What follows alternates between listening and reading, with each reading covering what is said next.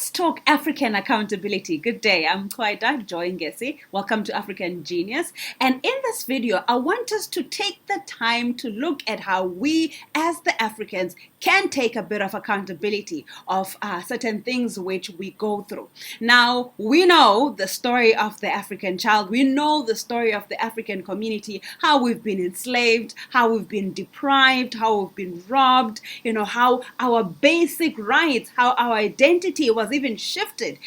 We know all of this thing. We've read about this. We've experienced this. Racism is something that has been there. Corruption is something that we are well aware of. Now, in this video, I want us to look at how we as the Africans today, in the current community, in the current generation, where there are a lot of things which are being done to sort of curb what was done in the past, where there are a lot of things which are being done to sort of give the African the ability to make their own decisions, to change certain things. There are things which are done differently, and yet there are certain things which we are continuing with which are not serving us as the African community. Now, I'm saying let's talk about African accountability, about how we should stop pointing fingers at other people. Yes, there are a lot of other people, there are a lot of other nations which have contributed to our disadvantage, but let's take the time to look at what we are doing and at what we can do differently so that we can make a change for the next generation, the current as well as for the next generation as well. Now, there's a video, a very disturbing video, which a lot of people have been, we've been discussing about. We're going to look at this video. I want to share my reviews of this video. I want to actually share my views of this video, looking at how we as the Africans are not serving ourselves, how we are shooting ourselves in the foot. There are certain things which are done in this video, which are the reason why other nations still are able to find a way to come and prey on the African child. So we're going to look at this video together. And once again, thank you. Subscribe, share, like, okay? And do share your views in the comment section below.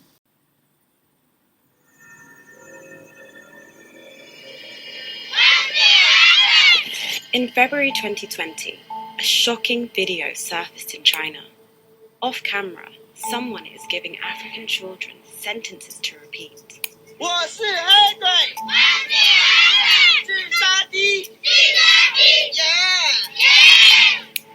It was posted on a Chinese social media account called Get This, Jokes About Black People Club.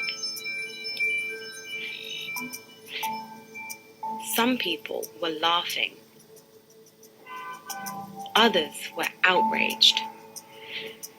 The word the kids are using is Haigui, which could be translated as black monster or black devil, but really, it's the Chinese equivalent of the N-word. When the online controversy died down, I couldn't move on. As a black person living in China at the time, the video was stuck in my head. Where was it shot? Why was it made? Who was it who took a bunch of happy, excited kids and made them chant something so demeaning?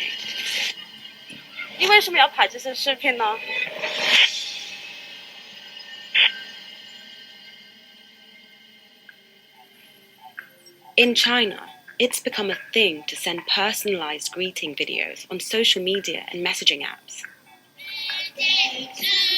Happy birthday. Congrats on your wedding. These videos typically sell for anything between $10 and $70. For some weird reason, videos featuring Africans have become especially popular. Lots of them show young kids standing around a blackboard, shouting greetings in Chinese. The content can be innocent enough, but some of them are, well,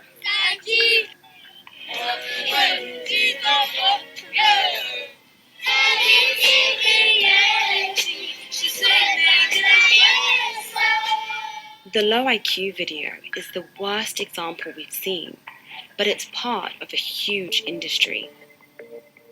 Our first challenge was to figure out where this was filmed. By scanning hundreds of similar videos for clues, we managed to pin the low IQ video to a country, Malawi, and even to a village, Njewa, just outside the capital, Lilongwe. Armed with this information, Malawian journalist Henry Mahungo set off for the village.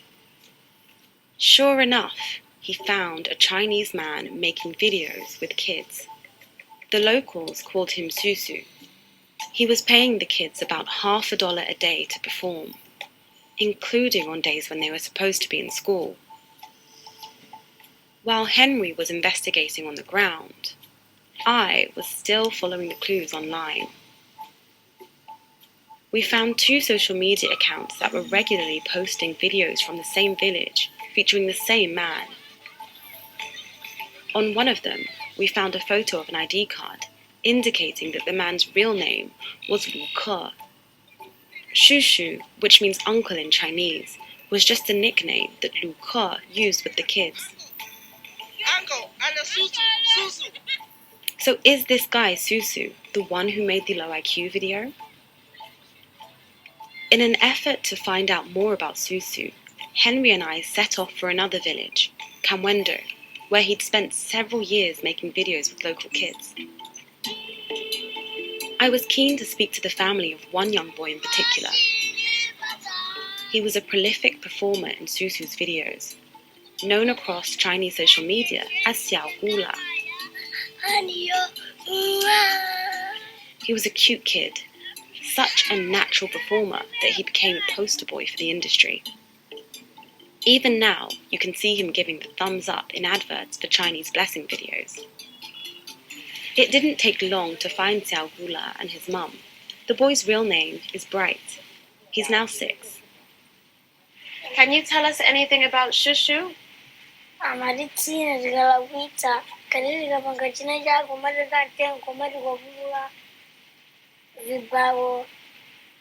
Ngakamucho tsako bwana ekuno. Amabwera asunuka mura. Ngomurenga unamuka. Ndere so nchoni kwereka mtima mwana. Kwa mapindu lake osaona. Okay, now this is where things start getting heated up for me personally. This person is able to go in a community, get hold of children. There is no way that any person from any nation, in fact, any person from nowhere, can go and just receive children in a community without some consent of the parents, without some consent of the villagers. Every African village, well, every village, any community, any society where there's people, there are leaders, there are people that are looked up to. You know, there are people which are deciders of the community. And so if any person comes with whatever intention they have, it is the responsibility of those people to first assess what is it that this person is bringing to our village? What is it that this person is contributing to the values of the community? Now, in this situation, you find that this person comes, he lives in a community for such a long time, and is able to use the children of the community, and the parents are giving consent. Now, it doesn't matter if the parents don't have much going on. It doesn't matter if the parents, are from a poor community, but there must be a distinction between you being poor because you lack certain things, but then there's also that mental, poverty. There's also that mental poverty that makes you sort of just take whatever it is that you receive, So this is the first issue that I have here, which is a loophole which other nations are able to use each and every time. So a person is able to come and see that, okay, well, these people are poor, they don't really have much going on. And so if I give them even a meal, they will do whatever it is I ask them to do. There should be certain ground rules. There should be certain values which every community abides by that are not compromised. And in this situation, the reason why this person is able to prey on these children for such a long time is because those values are being compromised. Now, we understand that poverty can sort of lead a person to so many things. If you're hungry, there's so many cases where people will even end up eating their own children, and there's a certain a barbaric nature that follows a prolonged poverty. But I feel, as the African community, one thing we need to really address is how to be there for one another. If we know that we don't have much going on, let us be able to be in a position to at least be there to assist one another, so that certain values of our community will not be will not be disrespected by anyone else. So in this situation, the first thing that this Chinese local does is that he disrespects the values of that community. He brings his own, and all he has to do to receive all of that is just give a little portion, give a little bit of money. Now, there's also mention of how this person is able to take children even out of school. Right? The kind of tasks that he has for them are also during the time where these children are supposed to be at school. So what about the future of these children? What about the long-term effects that this is going to have on the children?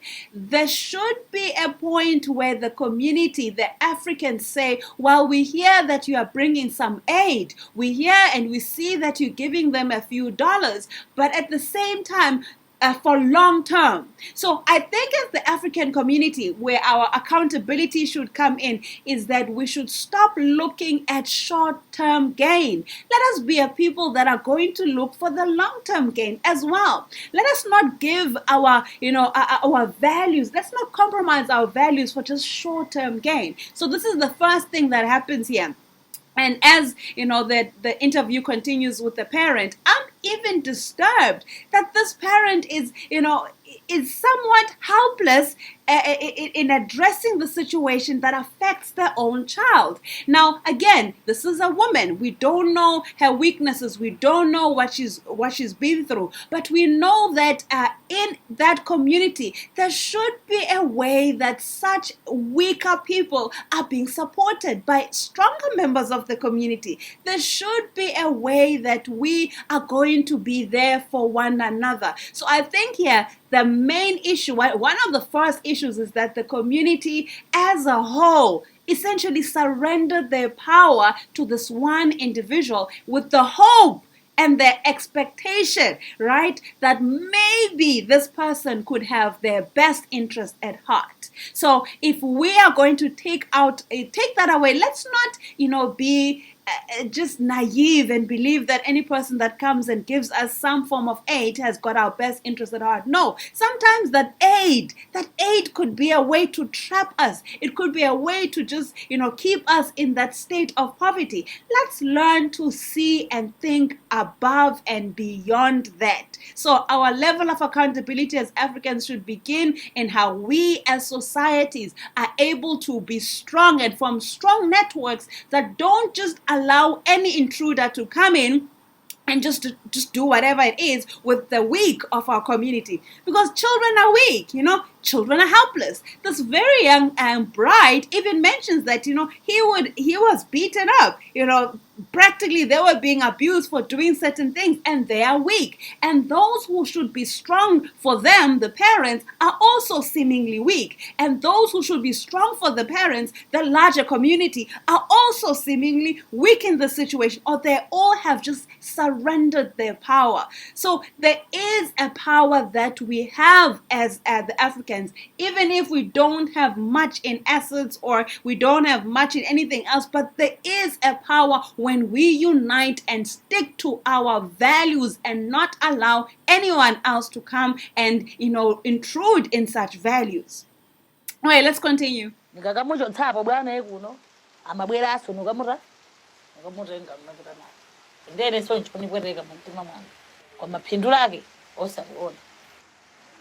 I was upset by Susu's treatment of brides, but not surprised. Again and again, he'd used these kids as props for his own ego, as poverty porn, as commodities that could be made to sing and dance for profit. We'd learned a lot about Susu and how he worked. Now, it was time to find out if he'd made the low IQ video. We asked the Chinese colleague, Paul, to arrange a meeting and wear a hidden camera. Posing as a businessman wanting to commission some video ads, Paul got Susu talking about the industry. 你不要跟他嘻嘻哈哈，就是说怎么很好的朋友，到最后千万不要可怜他们，你要记住这个东西，千万不要可怜他们，不管是他们家里怎样了，不要可怜他们，这是最主要，你把这句话放在心里，对待黑人，行了。So again, think about this. Imagine this. We as the Africans, because we are looking out for aid, we're looking for aid elsewhere. We are hoping and anticipating that someone out there is going to come and assist, right? This community sees Luke, a Chinese, and they assume, okay, well, you know what? He's coming from China. He could be bringing some fortune from China. He could help the community with what he has from China. So the community looks at him more like a savior that can come and make a difference in the community. However, how does he see them? How does he view them? He says, right, do not pity these people, right? Do not pity these people. These people are not to be treated as friends. Whereas the Africans look at the Chinese and they see friends. They see people that they can connect with, people that they can form relations with because they come and they give them what they need.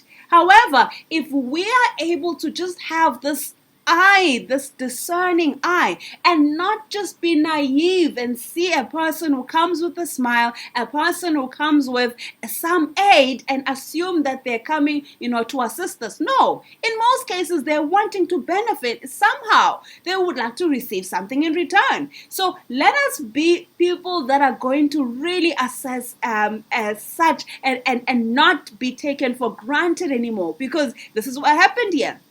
The people continue to look at him as a friend, as a person who's looking out for us, who's giving our kids some money that we need. But he does not look at them like that. So again, this is a lesson that we, well, maybe if I say lesson, it's going to seem as if everybody is like that. But this is something that we need to take into consideration when we're dealing with other people, right? Let us stop assuming that a person who comes, who's smiling, who's seemingly helping us for the short term is genuinely looking out for us for the long term. Let us discern. Let us assess. Let us have certain things that we will not break, certain things which we will not compromise. So that even if a person like that does come, they will know that in this area there's a boundary set. So here, if there's no boundary set, this person is able to do whatever it is that he wants. He gets away with it, and his interpretation, his perception of the African is just confirmed, because indeed they've allowed him to just get away with whatever it is that he wanted. And that is the message that he shares with with people in his own clique, in his own social circles. So let us again take lesson from this as the African. It's not the first time that this happens. It happens a lot of times, but let us, again, as we assess this, as part of the debates that we have about this, let us take the time to see how we also are just giving in, are making it easy for other people to prey on us.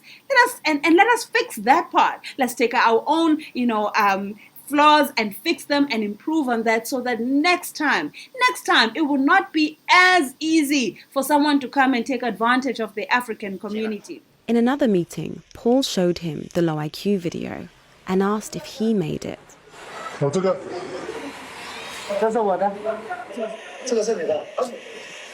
He said this was mine. Hold on.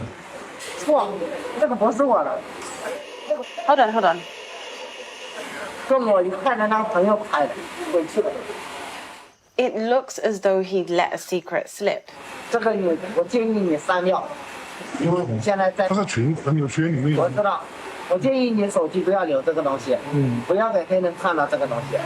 He knows it was a controversial thing.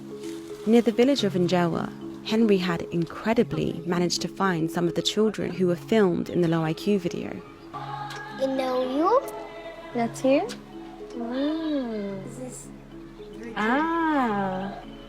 We sat with one of the fathers and one of the grandmothers to tell them how Susu was making money with these videos, and to translate for them the racist words that their children had been told to repeat. Natidavutika nawo kubereka kulera te munthu wina akangochoka uko kumadzapanga business anawo wasalupirako vimene akaonetsa wanathuwa kuti ngovutika pakhomo pawo kunangofunika kuti munthu ameneyi atachoka dera linoli. It was time to speak to Susu ourselves. 哎，你好，你好。当地的小孩子们都叫你叔叔是吗？是的，是的。那你在这里拍这些视频的原因是什么呢？因为想传播一种中国文化、音乐、舞蹈，这里都包括已经中国的文字、汉语you know 文字、中国文字，还有可以唱中国歌，然后又跳舞，这个意思。他们说你曾经会打过小孩子们，打过小孩子，用你的手，对，我没有，没有是吗？对，这是一个误会。让这些小孩子们说我是黑鬼智商体，这是你拍的吗？这不是我拍的，那真的不是我拍的。而且你要利用这些小孩子们，知道吗？这算是剥削，你知道吗？你要剥削这些小孩子们，这是对的吗？你说完了没有？我没有剥削他们。So it just feels like this isn't productive anymore. He's not going to admit anything else.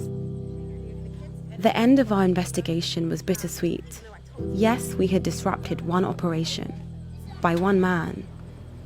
But this industry is still growing, with real kids like Bright being exploited every day for the entertainment of people far, far away. Okay, so again, kudos to the journalism team. Kudos for the exceptional work of investigating and getting to the bottom of it.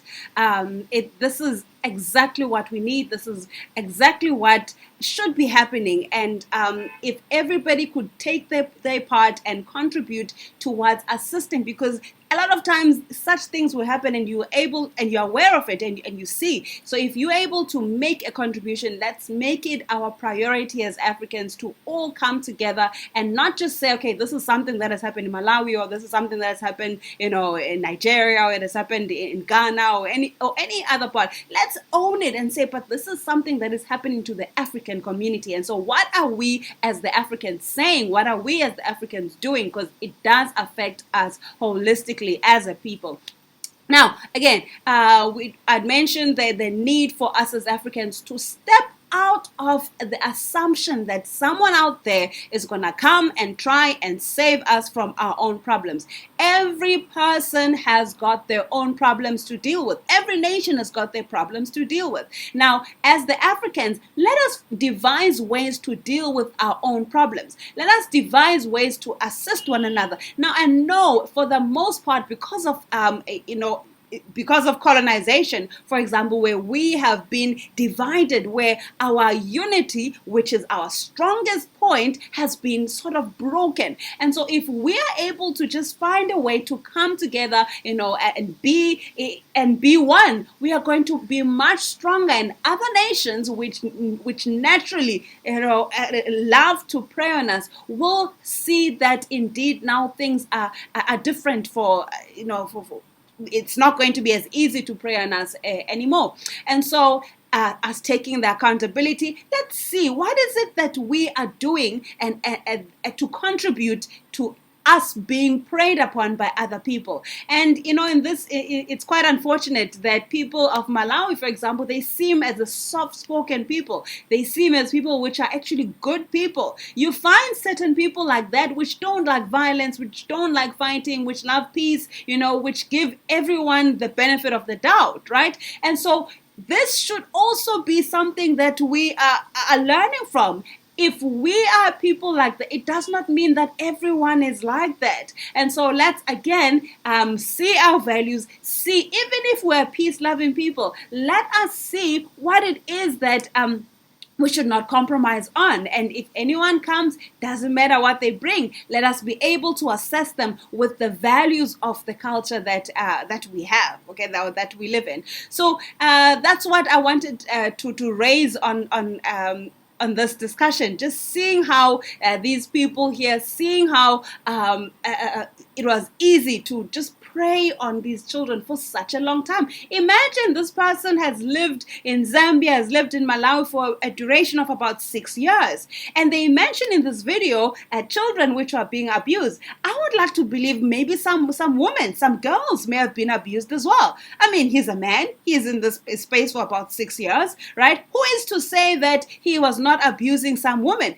giving them some quick bucks and benefiting in however he would have desire to entice his own pleasures. So this person, again, he does not value the people. And so because he does not value the people, there's just so much that he knows he can get away with. And so he could have done a lot more, which is not necessarily being mentioned here in this video. And so again, if we take such videos and we understand that they're highlighting again our flaws as the Africans, let's find what it is that we can do differently. Let's unite and let us look to assist ourselves first and foremost. And let us see things like education not as something that is just going to assist us for short term, but let us actually see how it can shape us and it can change the next generation. If things were not going well for the current generation, but what is it that the current generation can do differently to assist the next generation so that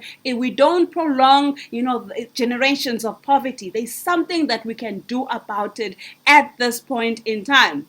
So again, let's learn from this. What do we learn from this? And let us do things differently.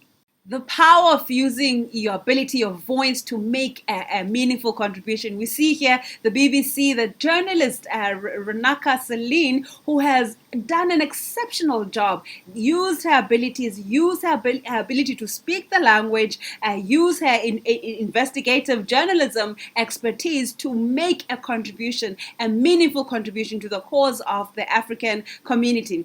Now, following what she has done and following how she has made it sort of public, and a lot of people have been involved and they're part of the debate, it has placed the spotlight in Malawi and in the Malawian government, in the Malawian police, for them to do something about it. Even if they were not going to do something, now they actually must do something about it because the spotlight is on them.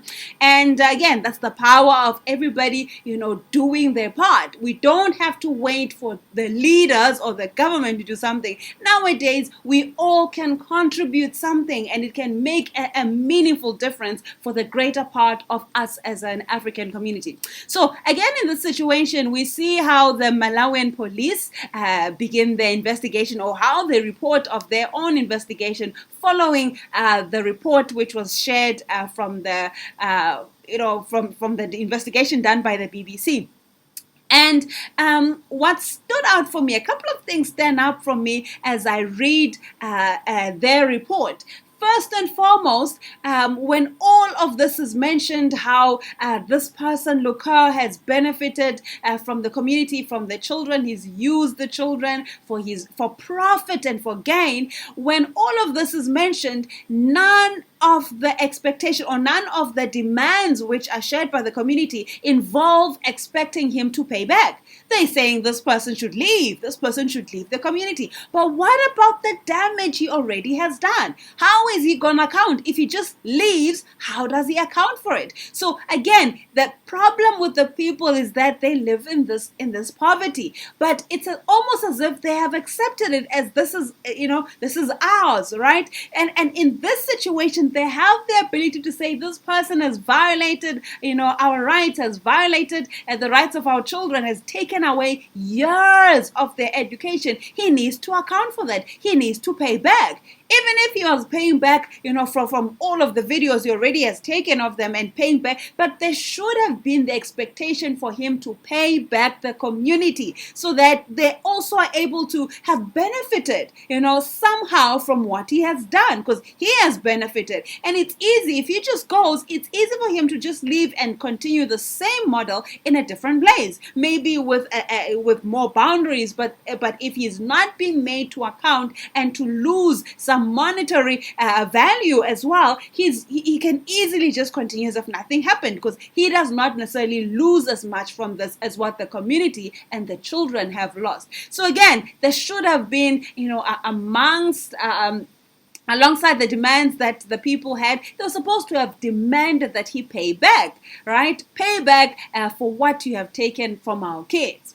Another thing that I picked up from this is that the people of this community, in order for Luka to have gone as far as he did, he must have needed somebody, number one, to come and translate, right, to the kids, because the kids won't just understand what this person is saying. No, there must have been someone who had assisted Luka. There must have been a local who had played a role in assisting Luka. There is no way you could have come and arrived in this community, taken the kids of the community, done whatever it is that you wanted without some involvement and assistance from the locals, right? There must have been. We don't hear mention of who may have assisted him, but it only makes sense that there was somebody from the community who have assisted Luka in his cause somehow. Now, again, there's mention when we read the Nyasa Times, they mention here that there were unconfirmed reports that indicate that when people report of such human rights abuse as suspects, other Malawians were used as middlemen. So to ensure that such was continuing, there were people who were being bribed, okay? So again, the problem with Africans is that we lose our values. Immediately when you just think for yourself, I can accept this bribe and I'm going to benefit from this, right? And who cares about anyone else? That is the problem that we live with.